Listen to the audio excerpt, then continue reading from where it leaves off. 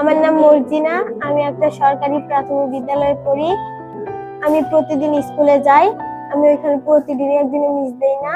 আমার এই পড়ার অনেক আগ্রহ হয়। এই আগ্রহের পিছে আমাদের একটা গল্প আছে, মজার স্কুল কেএফসি স্বপ্নের পাঠশালায়। রাকিব, আসমান, রিয়ন। আমরা প্রত্যেকদিনে আসি। এইখানে তো এখন খাবার দিত প্রত্যেকদিন, তখন মজার মজার।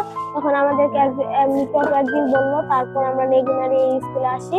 তারপর আমাদের এখানে আসার প্রতি আমাদের খাতা, কলম, পেন্সিল, বই কিছু কিনতে হয় না, এখান থেকে আমাদের ফ্রি দেয়।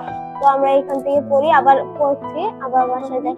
একদিন আমি আমার আম্মু আব্বুকে বললাম, তারপর আমাদের এই স্কুলে ভর্তি করে দিয়েছে সরকারি। তখন এখানেও আমি আসি, ওইখানেও যাই। যেদিন আমার ওই দিন বন্ধ হয় ওই স্কুলে, শনিবার, তখন আমি এখানে আসি। থ্যাংক ইউ মজার স্কুল কেএফসি স্বপ্নের পাঠশালা। আমি মিতু, মজা স্কুল কেএফসি স্বপ্নের পাঠশালার একজন শিক্ষিকা। আমি যখন ওদের মতো ছিলাম তখন থেকে আমি মজা স্কুলের সাথে ছিলাম।